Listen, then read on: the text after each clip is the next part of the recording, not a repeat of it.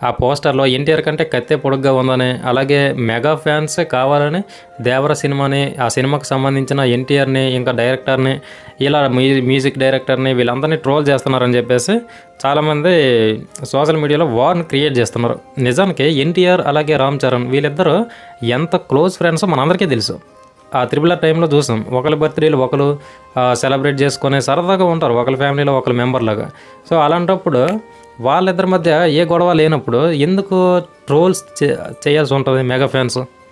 So, రేపు 'game changer' release అవుద్ది. 'Game changer' మీద కొన్ని ట్రోల్స్ వస్తాయి. ఈ ట్రోల్స్ రావడం వల్ల ఎన్టీఆర్ ఫ్యాన్సే ఇలా చేస్తున్నారు అంటే నందమూరి ఫ్యామిలీ సంబంధించిన ఇలాగ ఈ ఫ్యాన్స్ మెగా ఫ్యామిలీ మీద ట్రోల్ చేస్తున్నారని చెప్పేసి ఇలాంటి ఒక వార్ క్రియేట్ చేస్తారు మళ్ళీ అప్పుడు.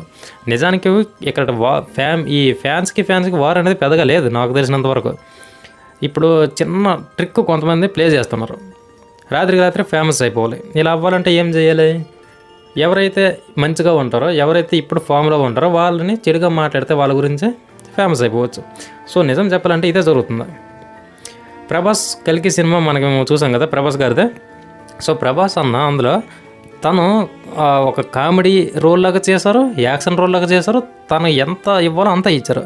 అయినా ఒకడు ఏమన్నాడు, ఈ సినిమాలో ప్రభాస్ జోకర్లో ఉన్నారు, అలాగే అశ్వత్థామ క్యారెక్టర్ చేసిన అమితాబ్ బచ్చన్ మెయిన్ హీరోలాగా ఉన్నారని చెప్పేసి అన్నారు. సో, సినిమా స్టోరీ బట్టి క్యారెక్టరైజేషన్ అన్నది ఉంటుంది. సో, ఈ మాత్రం ఇంకిత జ్ఞానం తెలుసుకోకుండా ఒకడు కామెంట్ చేశాడు.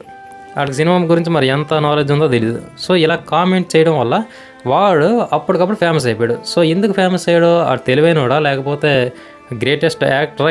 ఇలా అని కాదు, జస్ట్ ప్రభాస్ని తిట్టడం వల్ల ఫేమస్ అయిపోయాడు. సో, ప్రభాస్ 'కల్కి' సినిమాలో జోకర్లో ఉన్నాడు అని చెప్పేసి ఈ ఒక్క మాటతో ఫేమస్ అయిపోయాడు. ఎందుకంటే ఇక్కడ ఎంతమంది ఇక్కడ అర్థమైపోతుంది మనకి ప్రభాస్ని ఎంతమంది ప్రొటెక్ట్ చేస్తున్నారు అనేది. సో, ప్రభాస్కి ఎంత అభిమానం ఉంది, ప్రభాస్కి ఎంతమంది సినీ ప్రముఖుల ఆదరణ ఉంది, ఇవన్నీ అర్థమైపోయాయి దెబ్బతో.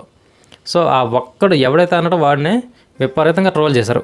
సో, ప్రభాస్ గారి రేంజ్ అలా ఉంది అన్నట్టు. సో, అంత అంటే ఎంతవరకు ఎప్పుడు రాని పేరు ప్రఖ్యాతలు ఎన్ని ఉన్నా ప్రభాస్ని జస్ట్ ఇలా ఒక్క మాట అనేసరికి వచ్చి పడ్డాయి ఆయనకి. సో, ప్రతి ఒక్కడు తిట్టాడు, ఆయన మొత్తం ఫేమస్ అయిపోయాడు ఇక. సో, ఇలాంటి చీప్ ట్రిక్స్ అనేవి చాలామంది ప్లే చేస్తారు. వీళ్ళకి పేరు రావడం కోసం, లేదంటే జనాల్లోకి వీళ్ళు వెళ్ళడం కోసం ఒక మంచి సినిమా వచ్చినప్పుడైనా, లేదంటే ఒక మంచి టీజర్, సినిమాకి సంబంధించిన టీజర్, ట్రైలర్ వచ్చినప్పుడు, పోస్టర్స్ వచ్చినప్పుడు కావాలని నెగిటివ్గా చెప్తుంటారు. వీళ్ళకి ఏమైనా పోనీ ఎక్కువ సినీ జ్ఞానం ఉందంటే అది లేదు. టెక్నికల్గా ఏమైనా తెలుసా అంటే అవి పెద్దగా తెలియదు. లైటింగ్ అంటారు, స్కేల్ అంటారు, ఇంకా విఎఫ్ఎక్స్ అంటారు, ఇంకా అది అంటారు, ఇది అంటారు, ఏదేదో అంటారు. తెలిసి తెలియని మాటలతో వీళ్ళు కావాల్సుకునే సినిమాని తక్కువ చేసి మాట్లాడడం, జనాల్లో ఆదరణ పొందడం ఇలాంటివి చేస్తుంటారు. సో, వీళ్ళు ఇంత కష్టపడి ఒక తెలుగు సినిమాని ప్యాన్ ఇండియా లెవెల్లో మొత్తం అందరూ మన కళని చూడాలి, మన యాక్టర్ల యాక్టింగ్ని చూడాలి, మన డైరెక్టర్ల దగ్గర ఉన్న దమ్ము ఏంటో ప్రతి ఒక్కరికి తెలియాలని చెప్పేసి ఎంత కష్టపడి ఒక సినిమాని తీసుకొచ్చి అన్ని భాషల్లో రిలీజ్ చేస్తుంటే వీళ్ళు మాత్రం ఇది ఇలా ఉంటుంది, ఇందులో ఇది ఉంది, ఈ షార్క్ తోకలేదు, వాళ్ళకి తలలేదు, ఇది లేదని చెప్పేసి రకరకాల వంకలు పెట్టి మన సినిమాని మెల్లగా మనమే తగ్గిస్తున్నాం. ఇప్పుడు ఒక భాషలో ఏదో సినిమా రిలీజ్ అవుతుంది, ఆ భాషలోనే ఆ సినిమాకి పెద్దగా ఆదరణ దక్కలేదు అంటే దానికి మించిన అవమానం ఇంకోటి ఉంటుందా? సో, ఇక్కడ జరుగుతుంది అదే. మన తెలుగు భాషలో రిలీజ్ అవుతున్న మన సినిమాను మనమే పెద్దగా ప్రోత్సహించుకోవట్లేదు. సో, బయట వాళ్ళకి మనమందరం ఆటోమేటిక్గా చీప్ అయిపోతాం. ఇప్పుడే టాలీవుడ్ అనేది మెల్లమెల్లగా ఎదుగుతుంది. సో, సినిమా అనేది బతకాలి ఫ్రెండ్స్. సినిమాని నమ్ముకొని చాలామంది డైరెక్టర్లు, టెక్నీషియన్స్, లైట్ మ్యాన్స్, కెమెరామెన్స్, ఇంకా జూనియర్ ఆర్టిస్టులు, మేకప్ మ్యాన్లు ఇలా చెప్పుకుంటూ పోతే ఇంకా బోల్డ్ లిస్ట్ ఉంటుంది. డ్యాన్స్ మాస్టర్లు, కొరియోగ్రాఫర్లు, ఇంకా చాలామంది. వీళ్ళందరూ కడుపు నిండా అన్నం తినాలంటే మాత్రం సినిమా బతికి తీరాల్సిందే. సో, నువ్వు ఒక ఎన్టీఆర్నో లేకపోతే ఒక కొరటాల శివనో ఒక సినిమాను తక్కువ చేసి మాట్లాడినట్లేదు. ఇది మొత్తం ఇండస్ట్రీనే తక్కువ చేసి మాట్లాడినట్టు అవుతుంది ఇది. సో, ఇంతమంది బతుకుతున్నారు సినిమాని ఆసరాగా తీసుకొని. ఎంతోమంది ఎన్నో కష్టాలు నష్టాలు పడుకుంటా హైదరాబాద్లో బతుకుతున్నారు.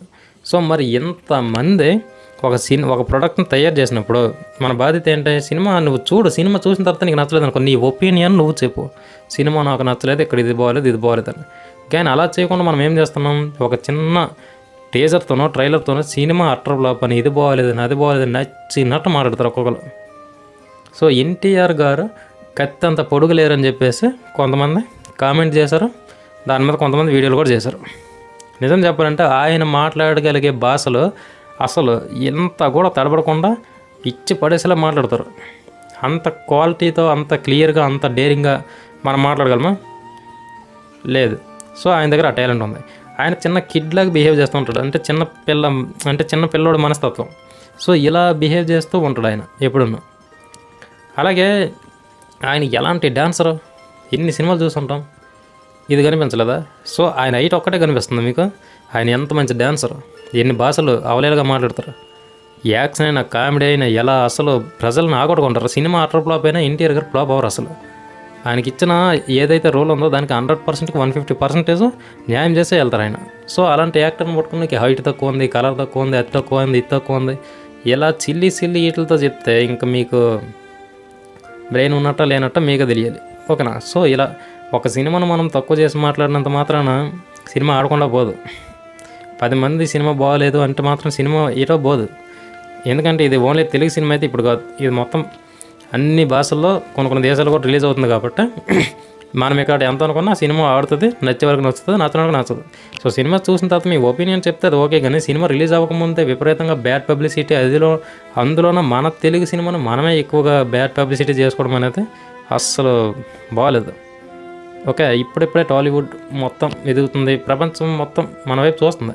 ఇంతకుముందు ఎక్కడ మనకి హాలీవుడ్, తర్వాత బాలీవుడ్ ఇలాగని చెప్పేసి అనుకున్నాం. ఇప్పుడు బాలీవుడ్ని కొట్టి టాలీవుడ్ అని చెప్పేసి చెప్పే పరిస్థితికి మనం వచ్చాం. సో మన సినిమాను మనం ఇలా డెకరేట్ చేసుకొని కిందకి దించేసామంటే మళ్ళీ వచ్చిన పేరు కూడా మెల్లమెల్లగా పోతూ ఉంటుంది. సో అందుకే నేను చెప్పేసి ఇక్కడ దేవర సినిమానే కాదు, రేపు వస్తున్న గేమ్ చేంజర్ అయినా, పుష్ప 2 అయినా, ఏదైనా సరే సినిమా చూడకుండా మీరు ఇలా పిచ్చిగా తప్పుగా మాట్లాడడం వల్ల మన సినిమాను మనమే కిందకి దించుకున్నట్టు ఉంటుంది తప్ప ఇంతకు మించి ఇంకేమీ ఉండదు. ఓకేనా? సో చివరిగా చెప్పొచ్చేది ఏంటంటే సినిమాని బతకనిద్దాం. సినిమాని నమ్ముకొని చాలామంది బతుకుతున్నారు, వాళ్ళని బతకనిద్దాం.